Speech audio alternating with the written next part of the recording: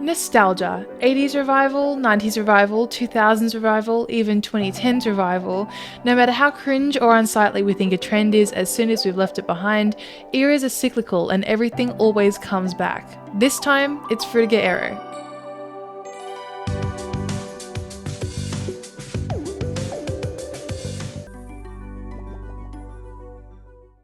Hi everyone, it's Cheesecake. I've seen a lot of people discuss recently what Frutiger Aero is and where it came from, but since it's having somewhat of a resurgence recently, I haven't seen many theories as to why it's coming back, so I wanted to throw mine into the ring today. First of all, you already know what Frutiger Aero is, I know, but this is a really quick recap. It's a design style from around 2005 to 2009 that features a blend of technology and nature, evoking a sense of a utopian future. It's probably most well known from and connected to Windows 7 and Windows Vista, which both had the overall glassy aesthetic as an upgrade from the plain 2D Windows XP before them. It has many offshoots like Frutiger Aqua and Frutiger Metro, and some important media at the time leaned into the aesthetic like the Wii console layout or the movie Meet the Robinsons. There are many videos that have already documented its downfall. The obvious reasons are that we just simply get sick of things over time, and that companies wanted to shift to minimalism because the time it takes to recognize a logo is very important. And I think a reason I don't see spoken about very often is also just that the software requirements of Windows 7 and Windows Vista were really taxing on PCs and especially laptops at the time. The hardware just was not quite ready for it. Since then, we hadn't really seen any kind of resurgence of Frutiger Aero, but then Apple announced iOS 26. To be abundantly clear, I know this is not exactly Frutiger Aero, it's more so adjacent. Exactly Frutiger Aero would look more like this. But when I see this correction everywhere, I think people are forgetting how we pull the best parts of eras and morph them into something we deem more palatable and refined for our modern era. This Vaporwave aesthetic from 2015 does not look identical to how a 1995 desktop looked, but that's not the point. I'd argue that you feel more nostalgia looking at the modern picture because it's a curated reimagining of not just how the era looked verbatim, but how the era felt to be a part of. To me, iOS 26 isn't exactly Frutiger Aero, but it somewhat feels like it, especially when you lean into it like I have with my phone layout. Some key features of Frutiger Aero include fluidity, bubbles, glass texture, and HD quality, which can all be found in the new Liquid Glass update. But how did we get here? Believe it or not, Liquid Glass actually has a long-lost ancestor in a now archaic Mac operating system named simply Aqua. It was based on the theme of water with a liquid drop aesthetic, utilizing reflection effects and translucency. Sound familiar? It's hard for us to detach from the Apple that we know today, but back in the late 90s, Apple was really failing to produce a next-generation operating system for Mac. Windows 95 was the blueprint, it's what everyone knew and was used to. Successfully competing against that was a huge task for Apple. We have to remember that Apple's pivotal and breakout product, the iPod, had not even released its first generation at this point. So, to stand visually apart from the competition, Steve Jobs and the rest of the team created Aqua. And okay, they used the Roman numerals for 10. Okay, I get the iPhone 10 now, my bad. This is what started it all, right? The original Macintosh in 1984, 512 by 384, and we saw others follow in the late 80s. This is what radio buttons look like, simple things. This is what checkboxes look like. This is what pop-up lists look like. Again, you're starting to get the feel of this, a little different. Then we know what happens next. The Mac was a beloved niche, but nothing could prepare the world for the iPod and then the iPhone. The first operating system, up to iOS 6, had a Y2K color scheme, but I think there's some elements of Frutiger that are still present.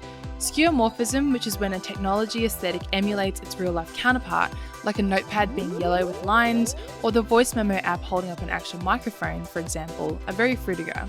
As well as the 3D-looking apps, especially ones like Weather, Stocks, or the App Store. They look shiny, glassy, and bubbly. We all know and remember the switch to iOS 7 back in 2012 very clearly, but I learned recently the context behind it, and it's very interesting. Apple explained details in his History of iOS video. Long story short, the initial designer for iOS 6 and below, Scott Forstall, orchestrated a really poorly received rollout for the first Apple Maps app. It was basically full of errors and glitches. The CEO at the time, Tim Cook, who had just taken over Steve Jobs, issued an apology to the general public, but Scott refused to sign it, standing by his creation instead. He was let go and replaced by Johnny Ive, who designed iOS 7. Johnny had a very separate vision, instead prioritising flat, sleek, colourful minimalism, which was part of a more major minimalist shift during the 2010s era. 3D looking effects and assets were looking archaic, and every company wanted to shift down to a more simple looking, recognisable and eye-catching aesthetic. If you're in your 20s, you'll definitely remember how iOS 7 was the talk of the school, and it was very divisive. You either really liked it or you absolutely hated it. From my loose memory of the shift, I think younger people like under 16 were a lot more accommodating of the aesthetic, and anyone older was more likely to be skeptical. Partly because it's just switching up something that you're used to, of course. With the added context of the Apple drama, I think a lot of adults were disgruntled by the reasoning of iOS 7's creation, not just the aesthetic behind it. Many people were anticipating a shift back to skeuomorphism after a little while, or at least a hybrid of the two.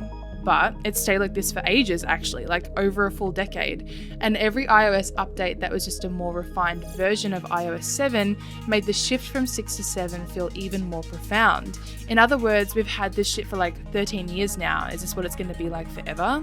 Well, apparently not, and I have a couple of theories as to why.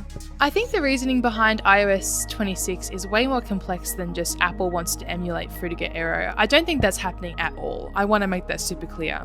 What I think is more likely is that Apple experienced pretty poor sales with the iPhone 16, which is all but confirmed, so they needed to do another drastic shift with the next iPhone software-wise, not just hardware, to gain back some customers. iOS 7 had done them well for a while, but they needed to innovate and revert back to elements of their old design that people really enjoyed during the first years of the iPhone. I think liquid glass is primarily an attempt to make Apple products look more notably distinct from other software like the Samsung OS. I think it coincides nicely with how we're shifting to a post-minimalist era, thank God, where expressive and tactile interfaces are coming back into the cultural zeitgeist. It's interesting that I think we're finally getting that split between skeuomorphism and minimalism. It's like Apple is finally ending their internal war between the iOS styles.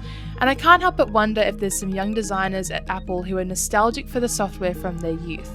My main point is that it's just interesting how many elements of iOS 26 mirror the Frutiger Aero aesthetic that dominated technology a whole 20 years ago. Okay, just entertain me for 1 second as I explain my working theory about nostalgia.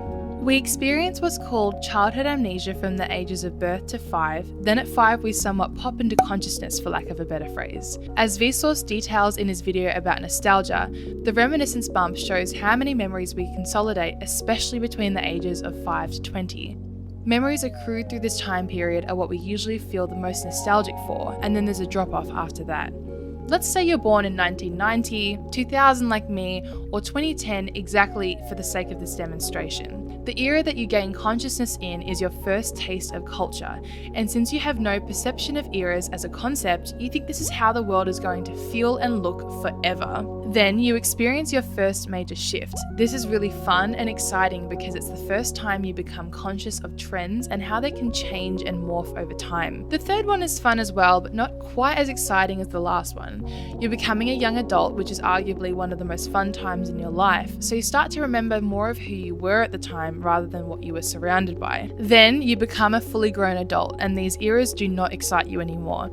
You have way more responsibility, things are way less fun, so you start to remember what you thought the world was going to look like as a kid, and the life you feel like you were promised. In other words, nostalgia is a 20-year cycle. This explains the Vaporwave aesthetic shift we had in 2015, 20 years after 1995. And now we're in 2025, 20 years after the creation of Frutiger Aero. Do I think this aesthetic is going to take over the world? Absolutely not. I think the resurgence will probably be a lot like the 2015 Vaporwave stuff, which was fun but ultimately a flash in the pan. I'm just excited to see something from my childhood make a return. Perhaps one of the best things about early childhood nostalgia is that you don't know any of this was going to be a fond memory like you did in your adolescence and your adulthood. And you also didn't know that so many other people around the whole world would experience and remember these things just as you did. It's like the ultimate I have no original experiences moment, because a child's mind is too underdeveloped to comprehend nostalgia as a concept. So if you like this niche just like I do, lean into it, have some fun with it. It might not be around for very long. Okay, just a couple of quick closing notes. So I made this entire video during the beta testing of iOS 26, and as of yesterday, it's now officially come out. And people hate it. People are refusing to upgrade from iOS 18, so now I really feel like I'm back in 2012 again. I hope that doesn't make my entire video redundant. I mean, if you stuck around this long, I'm pretty sure you'd just be interested in all the Frutiger Aero stuff, so I think my point still stands. And since you're probably a Frutiger Aero head like me, I thought I'd just recommend a few people for you to follow and keep up with.